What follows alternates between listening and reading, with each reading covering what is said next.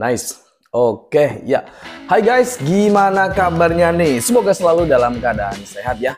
Ini di hari Senin di tanggal 17 Maret 2025. Kita akan bahas lagi tentang kejahatan kartu kredit.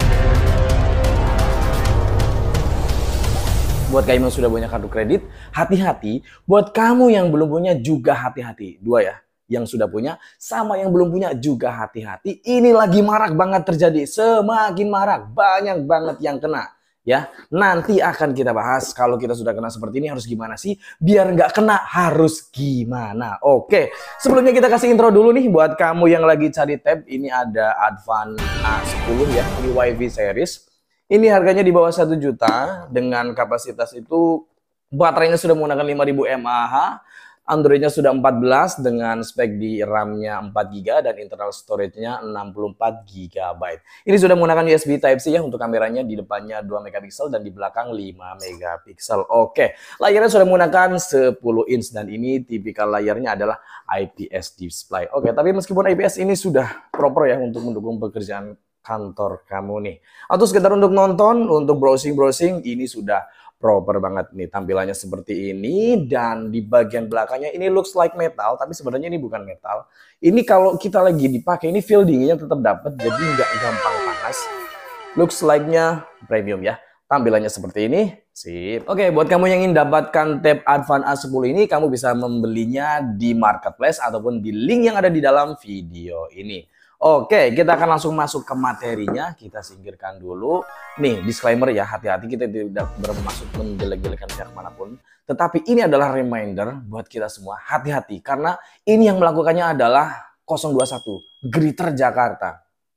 Artinya apa? Ini kan akan membuat orang yang belum pernah nerima telepon ini atau yang masih baru-baru punya kartu kredit atau belum punya, ini kan pasti percaya karena 021, nomor kantor. Modusnya gimana sih? Kalau kita sudah kena harus gimana sih? Biar nggak kena harus gimana? Nah, mereka melakukan penawaran. Kalau yang belum punya kartu kredit, ditawari untuk pembuatan kartu kredit. Bahasanya rapi banget. Selamat siang Bapak Ibu, kita dari Bank BNI, kita dari Bank BRI, kita akan melakukan penawaran untuk pembuatan kartu kredit Bapak. Bisa dibantu untuk data-datanya, tidak dipungut biaya, dan kartu akan dikirimkan ke alamat kantor atau ke rumah Bapak.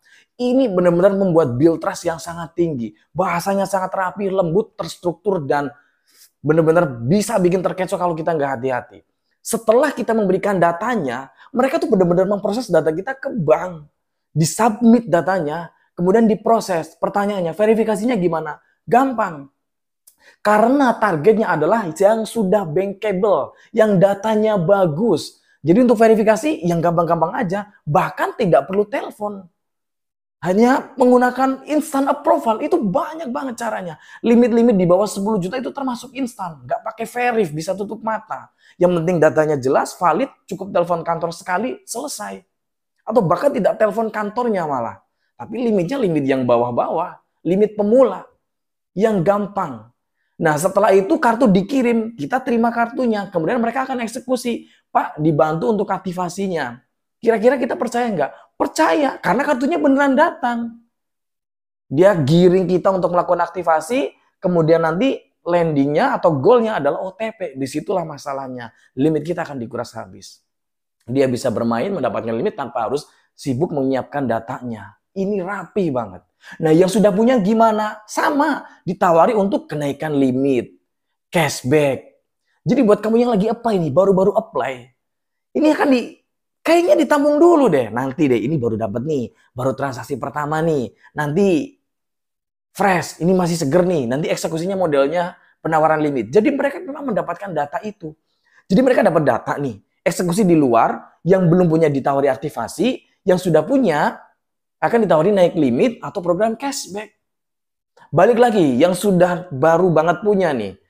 Pak, kita bantu untuk aktivasinya gimana? Kalau kita menolak, ya aman, selesai. Kita akan aktivasi mandiri. Ketik AKT, spasi data-data kita, selesai.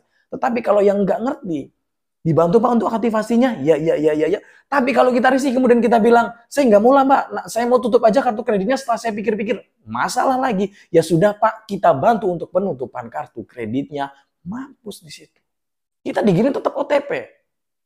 Yang sudah punya dikirim untuk naik limit, tutup kartu.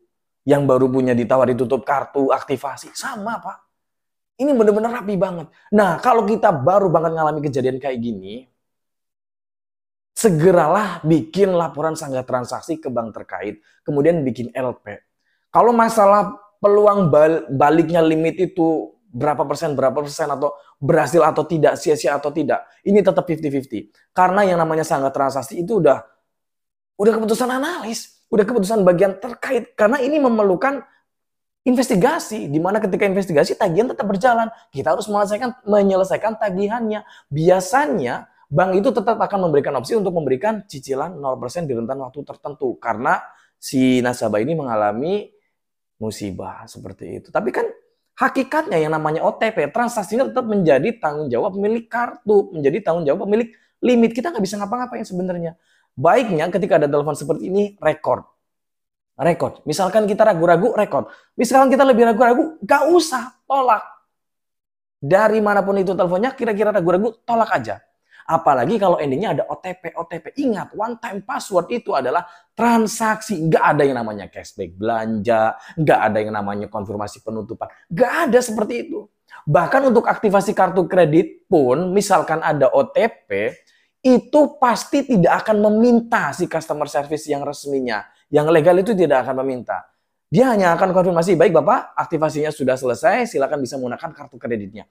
Tidak ada yang namanya meminta, berapa Pak OTP-nya? Enggak. Kalau sekedar validasi dibantu nama Bapak, dibantu nama tanggalnya, masih it's okay. Tapi kalau sudah minta yang namanya OTP, enggak usah. Sip ya, intinya kayak gitu. Kalau yang sudah punya, kalau yang baru banget kena kejadian kayak gini, cepet-cepet bikin LP sama sanggah transaksi. Urusan hasilnya, ikutin aja ya. Apakah akan balik ke limitnya atau tidak.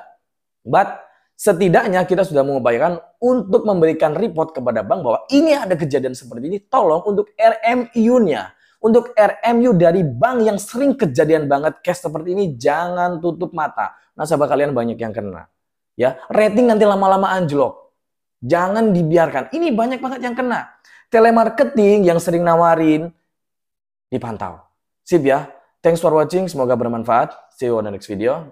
Bye.